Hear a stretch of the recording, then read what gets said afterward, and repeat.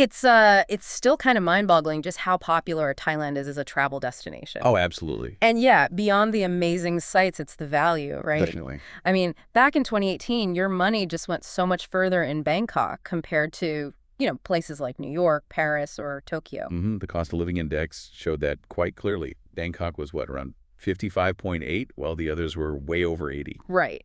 And that appeal is, well, it's clearly drawing huge crowds. We're seeing these projections now, 38 to 40 million international visitors. Yeah, and don't forget the domestic side of like 200 million domestic trips expected by 2025. It's massive growth. So with that kind of boom, especially in such a digitally savvy place like Thailand, it really makes you wonder. What actually makes travelers pick one hotel over another, especially in this online marketplace? Exactly. And that's what we're really digging into today. We've got some pretty interesting research that looks specifically at this. Yeah, it focuses on how what people say online, this electronic word of mouth or EWAM, and also how good a hotel's website is. How those things actually sway booking decisions. Okay, so our mission, basically, is to unpack all this research. We want to pull out the key insights for you, the listener, Right. so you can understand what's really driving those book now clicks for hotels over there, hopefully giving you some practical takeaways, maybe even a few surprises. Think of it like getting the inside scoop on what really counts in Thai hotel bookings. Perfect. And, well, one of the first things that jumps out is just how much the internet has totally changed the game for booking hotels. Oh, for sure. This research really underlines how these digital channels have, fundamentally reshaped the whole process. Hotel websites aren't just brochures anymore. No, they're essential now, right? For finding info, comparing places, even like talking to the hotel directly sometimes. Exactly. And then there's this whole concept of electronic word of mouth, EWAM. Right, EWAM. So for anyone maybe not familiar, that's essentially just everything people say about hotels online. Pretty much. Good stuff, bad stuff. On social media, review sites, forums, you name it. It's like old school word of mouth, but, amplified massively online. Like your friend telling you about a hotel, but now potentially thousands of friends. Precisely. And the research we're looking at really hammers home how vital E1 has become for marketing. I mean, think about it when you're booking a hotel. You look at the reviews first, right? Well, almost always. Exactly. Those reviews, they build trust or sometimes distrust. They give you a feel for the service quality. And yeah, they definitely influence whether you hit book. And it's not just if there are reviews, but other things too. Right. Things like how many reviews there are they mostly positive or negative, the valence, and importantly, do they seem trustworthy? All that plays into your decision. Okay, now this is where it gets really interesting. We saw one study, L-Side in 2020. Yes, that one. It found this really strong link between having lots of positive reviews combined with a low price and this feeling of getting good value. And that all led to people being much more likely to book. Yeah, it makes perfect sense when you think about it. You want a good deal and you want reassurance that others liked it. It does. And, it goes a bit deeper, too. Other studies mention things like how expert the reviewer seems. Like, do they travel a lot? Do they sound like they know hotels? Exactly. And how relevant is their review to your needs? How believable does it sound? And of course, social media just throws gasoline on the fire, spreading these opinions way faster and wider than ever before. And this isn't just theory, right? There was that specific study in Thailand, Tangwanawit and colleagues. Yes, from 2021. They really brought it home for the Thai context. Their work showed EOM definitely positively influences hotel choice there. And it was based on how people perceived the hotel's quality and credibility through those online reviews. That's right. So. And interestingly, they found this effect was even stronger for people traveling with family or friends. Maybe because there's more at stake, more people to please. Could be. And what's really fascinating is the clear, practical message this sends to hotel managers. Right. That managing online reviews isn't just about PR. Not at all. Research, including more recent work by Ruzima and others in 2024, shows that actively monitoring and managing reviews directly impacts reputation and, crucially, bookings. It's bottom line stuff. Okay, so we've established online buzz, EWAM is super important, but let's really try to nail this down. Based on the research, what are the absolute key things, the most significant predictors for someone booking a hotel in Thailand? Okay, well, Looking at the statistical analysis in the main study we're focusing on, two factors really stood out. Which ones? The first is EWOM valence, basically, whether the reviews are generally positive or negative. The Hmm. second is the overall quality of the hotel's website. And these were statistically significant, like definitely linked to bookings. Yes, both had what's called a p-value less than 0.05 in the regression analysis. In simple terms, that strongly suggests it's not just chance, there's a real relationship there. Okay, let's break those down. EWOM valence first. So the overall feeling or sentiment of the reviews. Exactly. Are people generally happy, or are they complaining? The research shows this makes a massive difference in how people perceive the hotel and if they'll book. And people actually look for both sides. They do. It was quite telling the Thai study found respondents actively searched for both positive and negative reviews. The weighted mean score for that was high, about 4.54 out of 5. That makes sense. You want the good, but you also want to know the potential pitfalls. No surprises. Right. So unsurprisingly, positive reviews tend to boost booking intentions, while negative ones, well, they tend to decrease them. That's pretty consistent across studies, like Zhao et al. Found back in 2015. Okay. And what about those quick star ratings or scores? Ah, yes, overall hotel ratings, they matter too. The average response there was also high, around 4.48. It shows people definitely use those for a quick comparison when they're scrolling through options online. Got it. So positive vibe in the detailed reviews, good overall score check. What about the other big one? Website quality. Also crucial.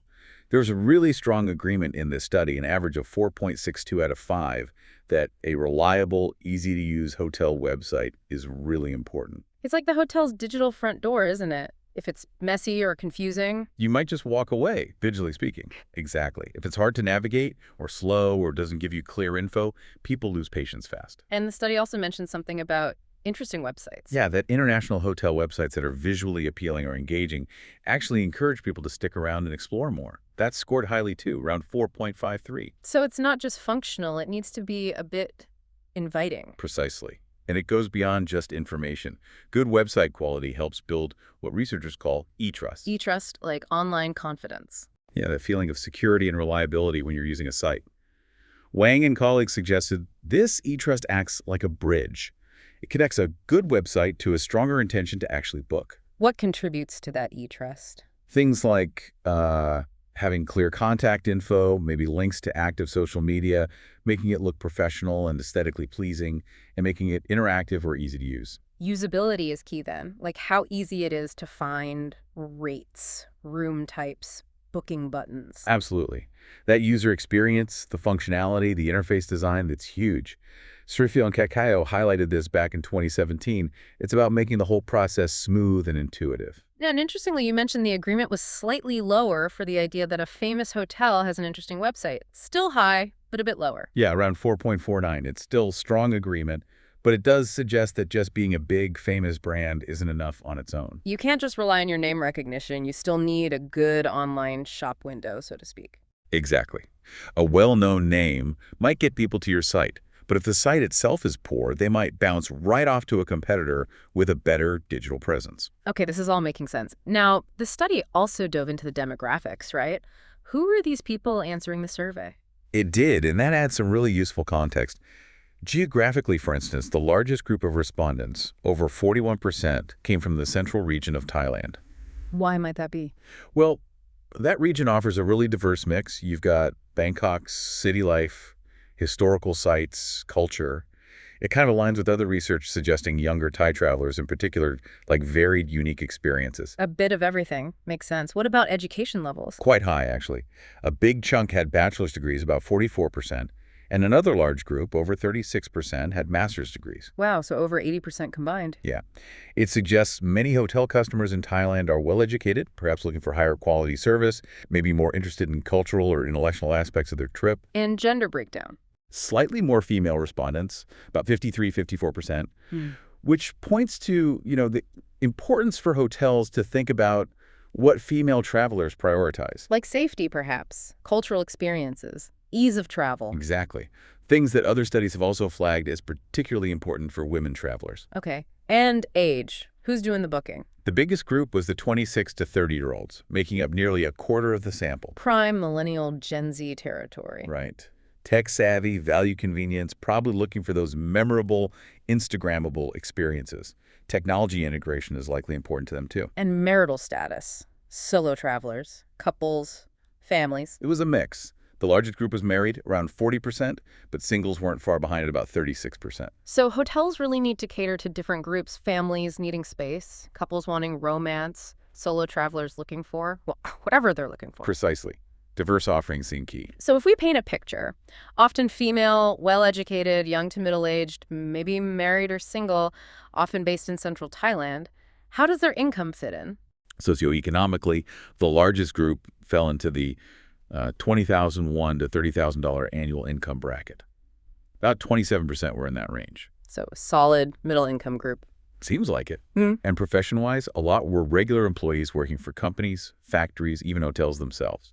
Interesting. And how does that income level connect back to travel style? Well, it fits nicely with this idea of middle-income travelers seeking really good value. They want rich cultural experiences, memorable trips, but maybe without, completely breaking the bank. Which aligns perfectly with Thailand's appeal, right? Offering a lot of experience for the cost. Exactly.